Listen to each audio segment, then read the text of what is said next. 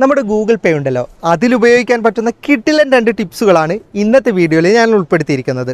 ഒന്ന് ഭൂരിഭാഗം പേർക്കും അറിയാത്തതും മറ്റേത് പലർക്കും അറിയുന്നതുമായ ടിപ്സാണ്. ഇതിൽ ആദ്യത്തെ ടിപ്സ് വളരെയധികം ഇൻട്രസ്റ്റിംഗ് ആയതാണ്. നമ്മളിപ്പോൾ ഫാമിലി മെമ്പേഴ്സിൻ്റെ കൂടെ അല്ലെങ്കിൽ സുഹൃത്തുക്കളുടെ കൂടെയൊക്കെ എവിടെയെങ്കിലും ടൂറ് പോകാറില്ലേ?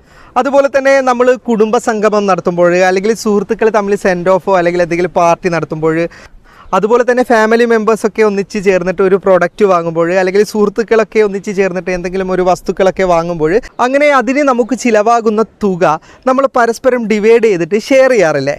അപ്പോൾ അതിന് പറ്റിയ ഒരു കിടിലൻ ഓപ്ഷൻസ് നമ്മുടെ ഗൂഗിൾ പേയുടെ അകത്തുണ്ട്.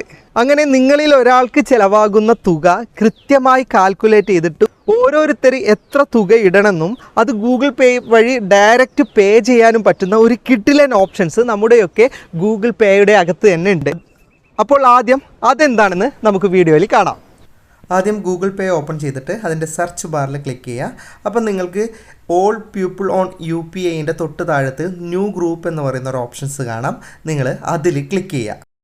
ഇനി ആരെയൊക്കെയാണ് ഇതിലേക്ക് ആഡ് ചെയ്യേണ്ടത് അവരെ ജസ്റ്റ് ക്ലിക്ക് ചെയ്തിട്ട് ആഡ് ചെയ്യാം. നിങ്ങൾ എത്ര പേരാണ് ടൂറ് പോയത് അല്ലെങ്കിൽ എത്ര പേരുമായിട്ടാണ് ഷെയർ ചെയ്യേണ്ടത് അവരെ ഇതിലേക്ക് ആഡ് ചെയ്ത് കൊടുത്തിട്ട് ഏറ്റവും താഴെ ആഡ് പീപ്പിൾ എന്ന് പറയുന്ന ഓപ്ഷൻസ് വന്നിട്ടുണ്ടാവും. അതിൽ ക്ലിക്ക് ചെയ്യുക. ഓക്കെ, അപ്പോൾ ഇത് 3 പേര് ഇതിലേക്ക് ഇപ്പോൾ ആഡ് ആയിട്ടുണ്ട്. ഇനി ജസ്റ്റ് ആ ഗ്രൂപ്പിന് ഒരു പേര് കൊടുക്കണം. ഞാൻ ജസ്റ്റ് ടെസ്റ്റ് എന്ന് മാത്രമേ കൊടുക്കുന്നുള്ളൂ. എന്നിട്ട് ഗ്രൂപ്പ് ക്രിയേറ്റ് ചെയ്തു. ഓക്കെ, 3 പേരെ വെച്ചിട്ട് ഇപ്പോൾ ഒരു ഗ്രൂപ്പ് ക്രിയേറ്റ് ആയിട്ടുണ്ട്. ഇനി ഏറ്റവും താഴെ സ്പ്ലിറ്റ് ആൻഡ് എക്സ്പെൻസ് എന്ന് പറയുന്ന ഒരു ഓപ്ഷൻസ് കാണാം. അതിലേക്ക് നിങ്ങൾ ക്ലിക്ക് ചെയ്യുക. ഇനി ഇതിൽ നിങ്ങൾ രേഖപ്പെടുത്തേണ്ടത് എത്ര എമൗണ്ട് ആണ് ടോട്ടൽ ചിലവായത്. ഓക്കെ, ഞാൻ ഏകദേശം 2800 രൂപ ഇവിടെ ആഡ് ചെയ്തിട്ടുണ്ട്. എന്നിട്ട് നെക്സ്റ്റ് ബട്ടൺ കൊടുക്കുന്നു. അപ്പോൾ ഒരാൾ എത്ര തുകയാണ് നൽകേണ്ടതെന്ന് വളരെ കൃത്യമായിട്ട് ഇതിൽ കാൽക്കുലേറ്റ് ചെയ്തത് നിങ്ങൾക്ക് കാണാം. അതായത് 2800 രൂപയാകുമ്പോൾ ഒരാൾ 933 രൂപ 33 പൈസയാണ്. നമുക്ക് ഇത് പല രീതിയിൽ കാൽക്കുലേറ്റ് ചെയ്യാവുന്നതാണ്. ഇവിടെ പെർസെൻറ്റേജ് ബേസിൽ, അതുപോലെ തന്നെ ഒരാൾ എത്ര ഓഹരി എന്ന ബേസിലൊക്കെ നമുക്ക് ഇത് കാൽക്കുലേറ്റ് ചെയ്യാവുന്നതാണ്. നിങ്ങൾ എങ്ങനെയാണ് ഉദ്ദേശിക്കുന്നത് അതിനനുസരിച്ച് കാൽക്കുലേറ്റ് ചെയ്തതിന് ശേഷം ഇവിടെ താഴത്ത് സെൻഡ് റിക്വസ്റ്റ് എന്ന് പറയുന്ന ഓപ്ഷൻസ് ഉണ്ട്. അതിലേക്ക് ക്ലിക്ക് ചെയ്യുക. അതോടെ ഗ്രൂപ്പിലുള്ള ഓരോരുത്തരും എത്ര തുകയാണ് പെയ്ഡ് ചെയ്യേണ്ടത് എന്ന ഓപ്ഷൻസ് അവർക്ക് പോയിട്ടുണ്ടാകും. ജസ്റ്റ് അവർക്ക് അവിടെ പേ എന്ന് പറയുന്ന ഓപ്ഷൻസിൽ ക്ലിക്ക് ചെയ്തിട്ട് ആ തുക പെയ്ഡ് ചെയ്യാവുന്നതാണ്. പെയ്ഡ് ചെയ്ത് കഴിഞ്ഞാൽ ഇപ്പോൾ അൺപെയ്ഡ് എന്നുള്ളിടത്തൊക്കെ പെയ്ഡായിട്ട് താഴെയുള്ള ഗ്രീൻ ടിക്ക് മാർക്ക് പോലെ തന്നെ എല്ലാവരുടെയും ടിക്ക് മാർക്ക് ആവുന്നതാണ്. ഇപ്പോൾ എൻ്റെ അക്കൗണ്ട് ആയതുകൊണ്ടാണ് എനിക്ക് മാത്രം ആഡ് ഓപ്ഷൻസ് ഉണ്ടാവില്ല. കാരണം എൻ്റെ അക്കൗണ്ടിലേക്കാണല്ലോ പണം വരേണ്ടത്. ആരുടെ അക്കൗണ്ടിലാണ് പണം വരേണ്ടത് അവരാണ് ഗ്രൂപ്പ് ക്രിയേറ്റ് ചെയ്യേണ്ടത്. ഓക്കെ, ഇനി രണ്ടാമത്തെ ഒരു ടിപ്സ് പറഞ്ഞു തരാം. ഈ ടിപ്സ് ഒരുപാട് ആൾക്കാർക്ക് അറിയുന്നതാണ്. വളരെ സിമ്പിളായിട്ടുള്ളൊരു ടിപ്സാണ്. നമ്മുടെ അക്കൗണ്ടിലേക്ക് പണം അയക്കാൻ വേണ്ടിയിട്ട് നമ്മൾ സാധാരണയായിട്ട് QR കോഡ് അയച്ചു കൊടുക്കാറില്ലേ? ആ അയച്ചു കൊടുക്കുന്ന QR കോഡിൽ നമുക്ക് എത്ര പണമാണ് വേണ്ടത് അത് ആഡ് ചെയ്യാൻ പറ്റും.